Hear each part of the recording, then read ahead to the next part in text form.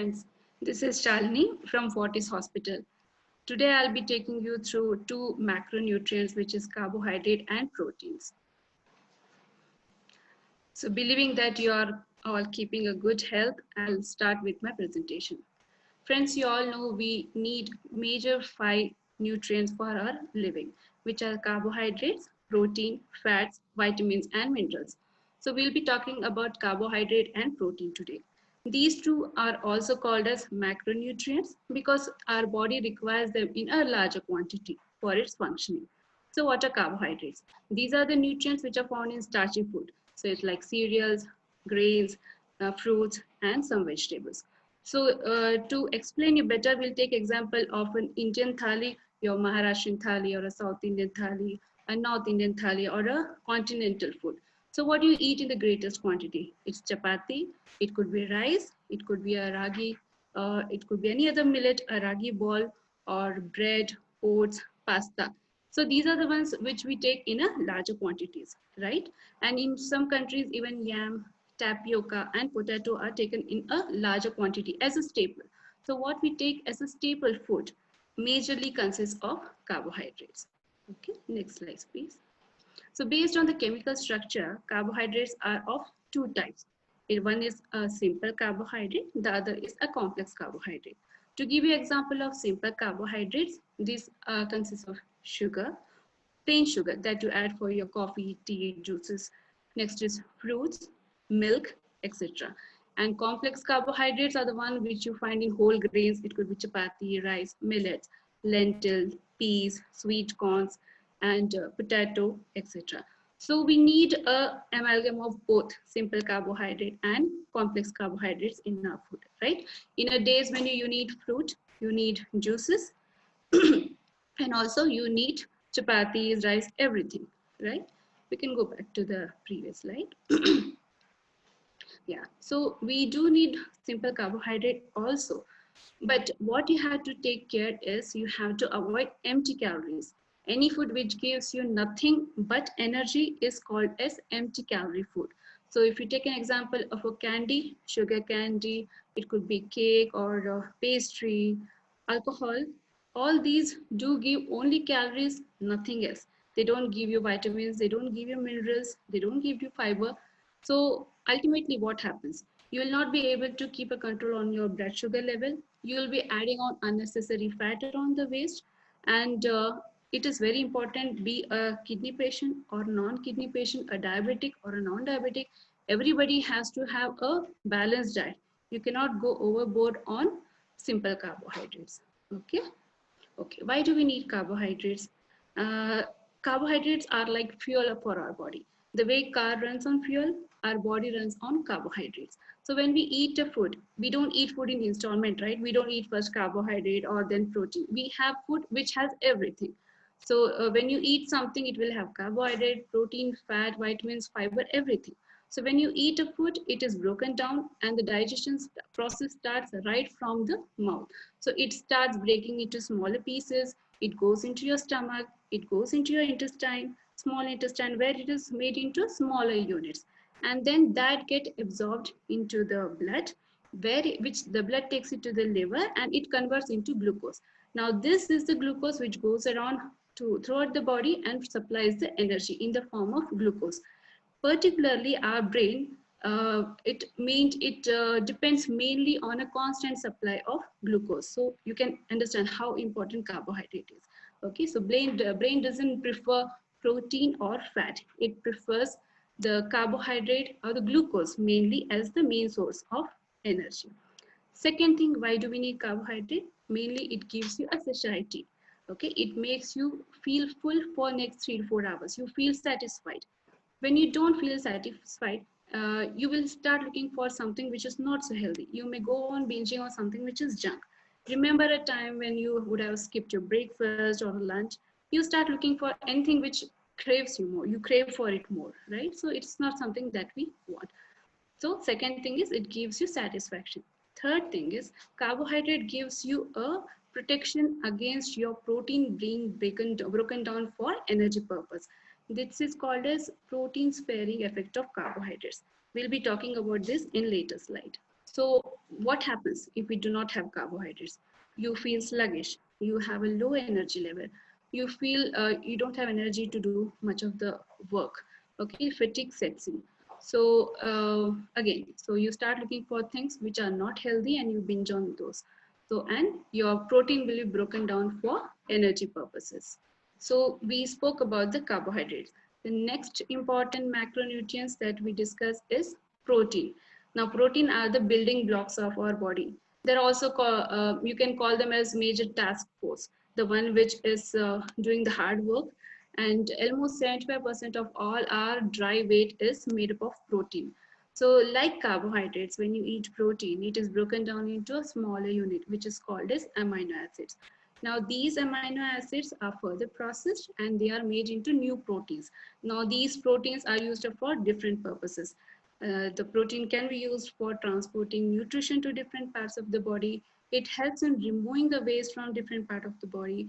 It makes hormones, coenzymes, cofactors. It helps you build muscle. It helps in making new tissues.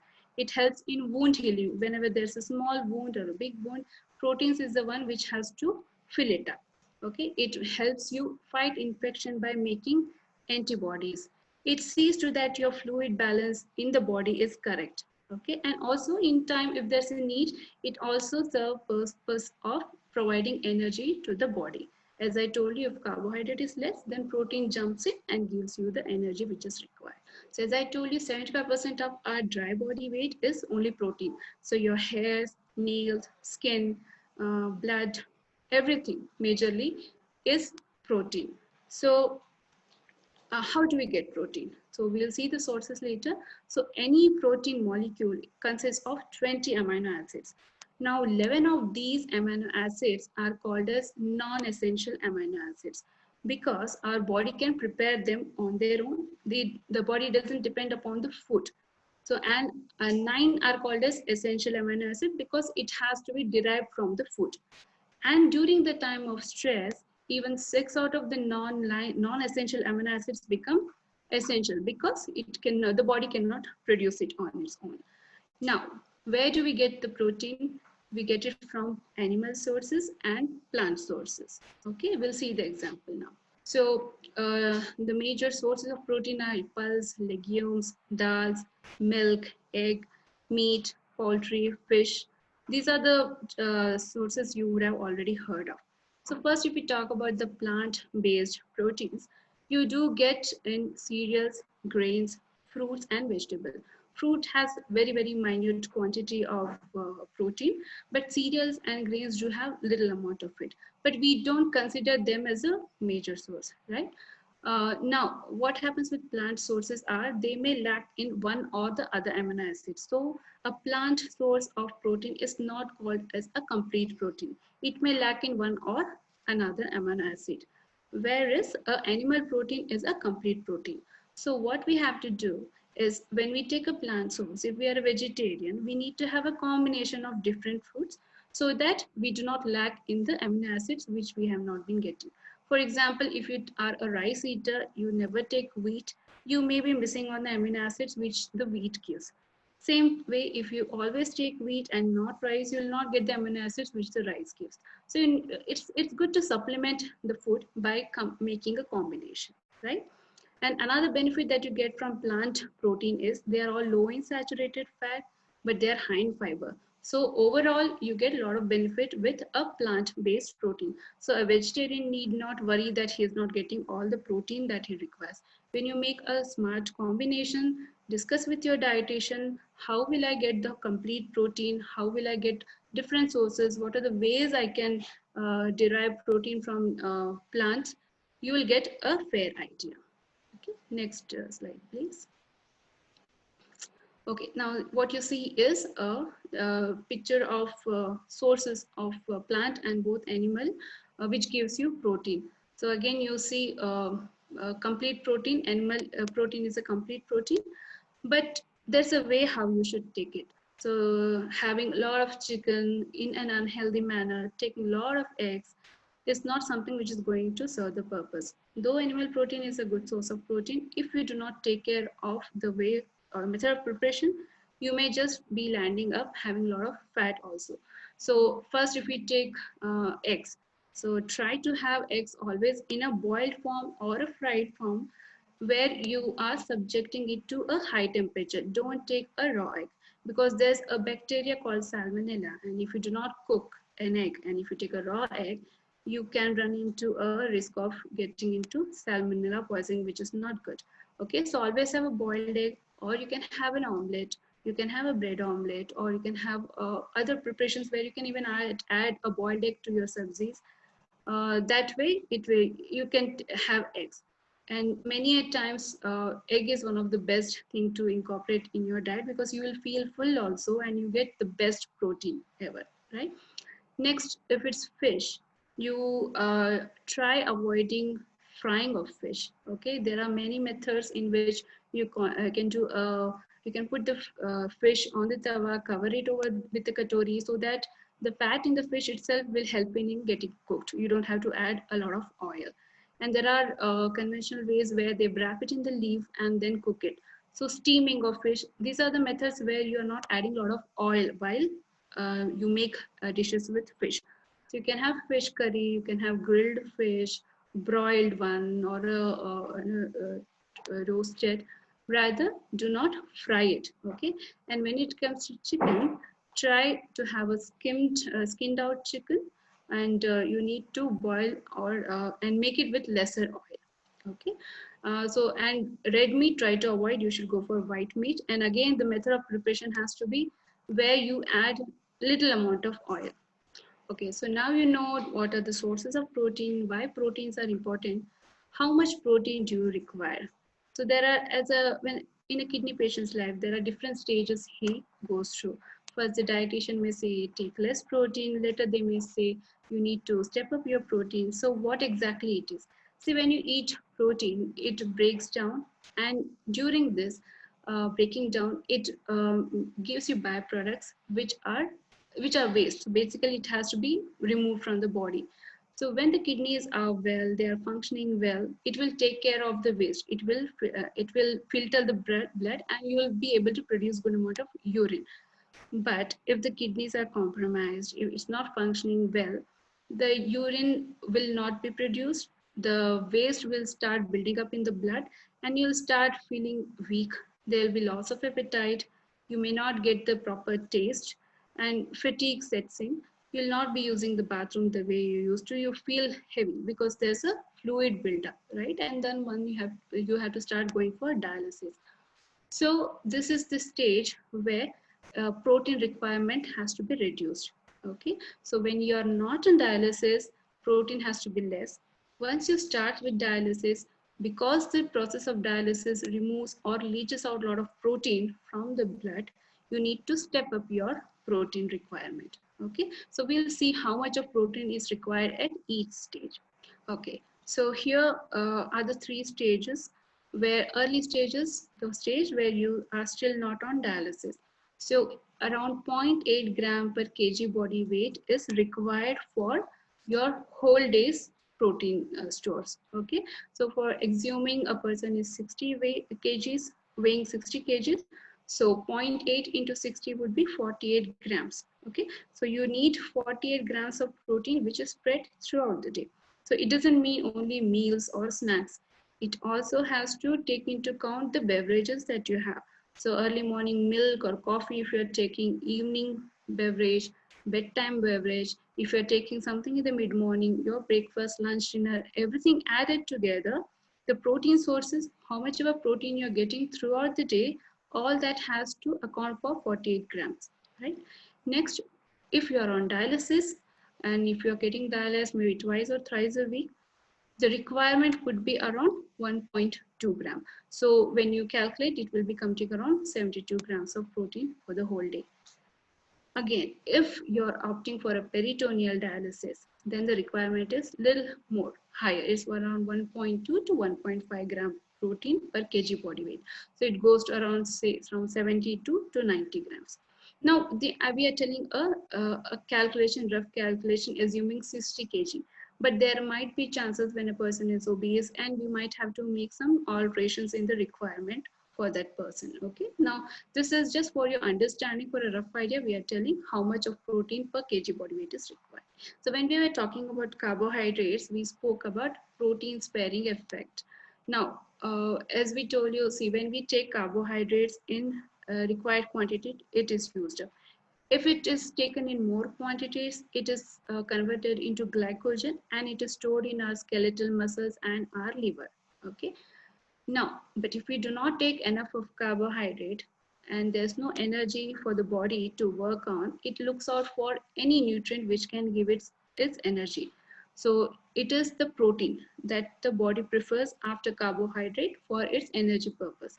So the protein is broken down. So basically from where the protein will come, it's from the muscle. So the muscle mass is broken down and the energy requirement is fulfilled that way. So soon your albumin levels will come down. You'll start feeling fatigue, and maybe the trousers and all that you were wearing, you might start feeling that it's getting loose. Okay, so when you take enough of carbohydrate, this thing will not happen. So protein will not be used for the energy purpose. So this is called as basically the protein sparing effect of carbohydrate. So this is the flow chart which explains you the same thing. It's as simple as that. It says enough carbohydrates, you are well nourished. Enough protein, you are well nourished. If you do not take enough carbohydrates, protein is broken down and you set into malnutrition. And if your protein also stores keep coming down, again it is called as protein allergy malnutrition. Health and malnutrition. So it is easy for a kidney patient to slip into malnutrition. Okay, if you do not take care of your diet and lifestyle. Okay, it's easy to slip, but it is much easier to stay intact also. If you take care of all the advice given by your doctor and dietitian, it's not that difficult at all. See, 40% of the patients who are having kidney issues, they get into malnutrition even before they enter the dialysis stage. So it's very important that you take care of the diet. It's all about simple calculation and few changes that you have to make on your daily basis, so that the diet, the food which you are taking is palatable. So you can still have a healthy diet which is tasty also, and maintain your protein levels. Many of the kidney patients do feel discouraged because they feel that there's not enough taste in a renal diet. But though it's just the salt which you will be cutting down, but there are other ways where you can add up the spice. See, you can have a pepper powder, white pepper powder, garlic powder, onion powder, and lemon juice, not in larger quantities. Just squeeze little few ml of lemon juice over your food. It will be quite palatable, believe me. And that's how you will be able to still have food which is under the restriction, but at the same time tasty also. And malnutrition is something which doesn't show up in a day's time. So it's not like fever or a cold, or not like runny nose that you get infected today and in few hours time you start showing the symptoms. No, it takes few days for you to start showing the symptoms of malnutrition. Basically, as I told you, you may start feeling fatigued, you may lose weight, and the albumin levels will go down. So to stop yourself from getting into malnutrition, you need to have the diet as recommended by the dietitian. Any change that you see in your parameters, immediately you should seek help. You don't have to wait for any other signs to show up. Okay, you feel that you're despite of doing everything, you're feeling fatigue, there are abnormal results there, the sodium potassium is going haywire, and in case albumin is done, it is getting low, then you have to talk to your dietitian. She'll definitely help you plan the diet so that if protein has to be adjusted, she'll do it there for you. Okay, so you need to take the correct amount of carbohydrate, protein, the right source of the carbohydrate, correct timing, exercise, sleep well, and also always follow up with the dietitian. Because the danger is, if you do not follow a proper diet and if you get into malnutrition, it can set into complications of cardiovascular problems. So just it's all about eating wisely. Okay, next slide please. So to conclude, as I told you, you need to have a correct balanced diet with proper timings, proper portions, correct method of preparing the food, and staying stress free, right? So wishing you all a good health. Bye for now. Thank you.